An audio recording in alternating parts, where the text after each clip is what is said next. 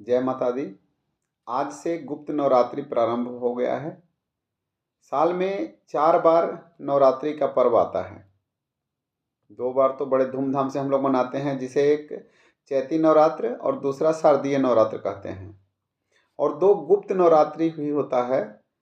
तो इस तरह से 4 नवरात्रि होता है। एक माघ में, जिसे गुप्त नवरात्रि कहते हैं, और दूसरा एक आषाढ़ में होता है, जिसे गुप्त नवरात्रि कहते हैं। 2026 में ये नवरात्रि कब कब मनाया जाएगा, मैं आपको बता दूं कि जो माघ का नवरात्रि है, गुप्त नवरात्रि, वो 19 जनवरी से 27 जनवरी तक, और दूसरा जो गुप्त नवरात्रि है जो आषाढ़ में होने वाला है, वो 26 जून से 4 जुलाई तक होगा। और चैती नवरात्रि 19 मार्च से 27 मार्च, और शारदीय नवरात्रि इस वर्ष 11 अक्टूबर से 20 अक्टूबर तक मनाया जाएगा।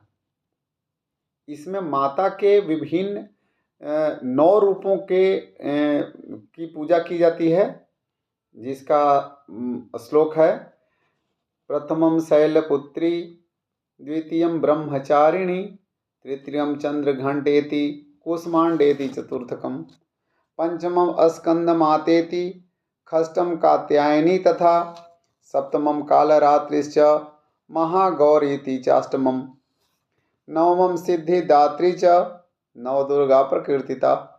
इस तरह से माता के 9 रूपों का पूजा किया जाता है। माता का जो मूल मंत्र है, ओम ऐं ह्रीं क्लीं चामुंडाय बीचे, यदि इंसान गलती से भी इस मंत्र का जाप करता रहे तो उसे सारे सुखों का सार परमानंद की अनुभूति होती है। और दूसरा जो सबसे शक्तिशाली मंत्र है, सर्वमंगल मांगल्ये शिवे सर्वार्थ साधिके शरण्य त्र्यंबिके गौरी नारायणी नमस्तुते, यदि इसका आप नित्य 108 बार भी जाप कर लेते हैं तो आपको जो भी कुछ चाहिए वो सब कुछ आपको प्राप्त हो जाएगा। जो 9 रूपों की पूजा की जाती है नवरात्रि में, तो ऐसा नहीं है कि शारदीय नवरात्रि या चैत्री नवरात्रि हम लोग करें, गुप्त नवरात्रि नहीं करें। कीजिए, सारे नवरात्रि कीजिए, अगर संभव है तो जितना हो सके कीजिए।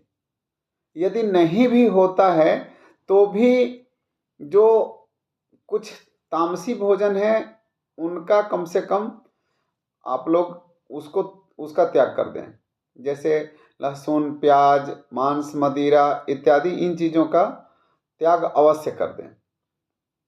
शैलपुत्री, मैं वीडियो बना चुका हूँ पहले अलग अलग माता के रूपों का वर्णन, और मैं ऐसे संक्षिप्त में यहाँ पर बता दूँ कि शैलपुत्री अर्थात पर्वतराज की पुत्री, तो ये माता जो हैं ये स्थिरता व शक्ति का प्रतीक है। ये शक्तिदायी हैं, शक्तिदायिनी हैं। और ब्रह्मचारिणी, ये तप का अनुशासन, तप तथा अनुशासन के प्रतीक हैं। ये शिक्षा, सदाचार और त्याग की भावना उत्पन्न करती हैं इंसान के अंदर। तीसरी जो माता हैं चंद्रघंटेति, ये साहस, संघर्ष की प्रतीक हैं, मन से डर को निकाल देती हैं, ये वीरता को प्रदान करती हैं, शत्रुओं का नाश करती हैं। चौथी जो माता है कुष्मांडा, ये सृष्टि का सृजन करने वाली, कुश मतलब अंडा, तो ये सृष्टि का सृजन करती हैं। तो ये जो माता है ये सकारात्मक ऊर्जा शरीर के अंदर भर देती हैं। 5वां रूप स्कंद माता, ये माता बालक को लिए हुए रहती हैं गोद में, जो ममता और मातृत्व का प्रतीक है। इनकी पूजा करने से संतान सुख प्राप्त होता है, ज्ञान मोक्ष भी मिलता है। जो कात्यायनी, जो 6ठा रूप है माता का कात्यायनी, ये साहस, ये भी शत्रु विनाशक है, और इनकी पूजा करने से काया में स्फूर्ति आती है। जो 7वां रूप सबसे विराट रूप ताकतवर स्वरूप जो माता का है काल रात्रि, ये नकारात्मक ऊर्जा, भय, अज्ञानता, इन चीज़ों का नाश करती हैं। 8वां स्वरूप महागौरी, ये माता पवित्रता और शांति के प्रतीक हैं। ये सभी पापों से मुक्त करती हैं, शरीर को सुख प्रदान करती हैं। और सबसे अंतिम रूप, 9वां रूप जो है वो सिद्धिदात्री का है। सिद्धिदात्री ये सिद्धि प्रदान करती है, ज्ञान प्रदान करती है। इस तरह से 9 रूपों की पूजा 9 दिन में की जाती है। आप जैसा भी करें, कोई ऐसा नहीं है कि जो संस्कृत जान रहा है, जो श्लोक जान रहा है, माता उससे ज़्यादा प्रसन्न होती हैं, ऐसा भी नहीं है। यदि कुछ भी नहीं किसी को आ रहा है, वो भक्ति भाव से माता के चरण में चला जाता है, माता के शरण में चला जाता है, शरणागत हो जाता है, तो माता उसका भी उद्धार कर देती हैं, कल्याण कर देती हैं। आपको जैसा भी आ रहा है वैसा पूजा कीजिए।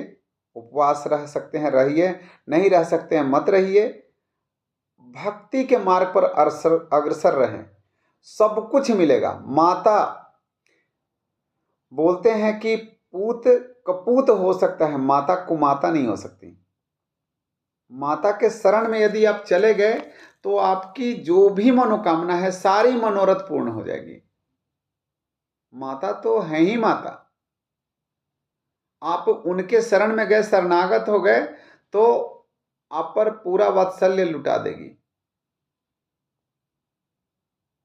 मन शुद्ध होना चाहिए, भाव शुद्ध होना चाहिए, किसी का अहित मत करें, मन में दया हो, करुणा हो, ऐसे भाव लेकर के माता के शरण में जाएं और जाकर के सिर्फ एक ही लाइन बोले, आवाहनम न जानामि न जानामि विसर्जनम, पूजाम चैव न जानामि क्षम्यताम प्रवेशः। ना तो मुझे आवाहन करना आता है, आवाहनम न जानामि, ना जानामि विसर्जनम, पूजाम चैव न जानामि क्षम्यताम। मुझे ना पूजा पाठ आता है, कुछ भी नहीं आता। हे प्रभु, हे माता, मेरी भूल को क्षमा करें। और एक और लाइन बता दूं, पापो अहम पाप करता नाम पापात्म पाप संभवा, त्राहि माम पुंडरीकाक्ष सर्व पापहर भव। हे पुंडरीकाक्ष, हे माता, जो भी हैं, मैं पापी हूँ, मेरी आत्मा पापी है, मेरे सभी पापों को आप नष्ट कीजिए, मुझे सुख शांति प्रदान करें। और जब भी माता के पास जाएं तो एक बात अवश्य बोलें कि माता, मेरे जो बुरे कर्म हैं उनको मेरे से दूर करो। माँ, मैं सत्कर्म करना चाहता हूँ, दुष्कर्म को मेरे मन में पनपने मत दो, आपका कल्याण हो जाएगा। जय माता दी। उम्मीद है कि यह वीडियो अच्छा लगा होगा। आप लोग चैनल को सब्सक्राइब कर दें ताकि मेरे वीडियो आप तक सबसे पहले पहुँचे। जय माता।